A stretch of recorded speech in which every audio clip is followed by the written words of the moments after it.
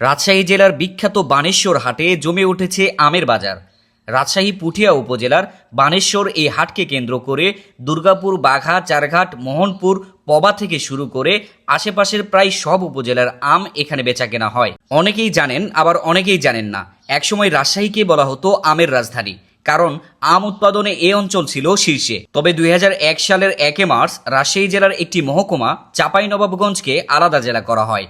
এরপর চাঁপাইনবাবগঞ্জেই সবচেয়ে বেশি আম উৎপাদন শুরু হয় এবং ধীরে ধীরে আমের রাজধানী উপাধি চাঁপাইনবাবগঞ্জের দখলে চলে যায়। আর এখন নওগাঁ জেলায় বিপুল পরিমাণে আম উৎপাদন হচ্ছে।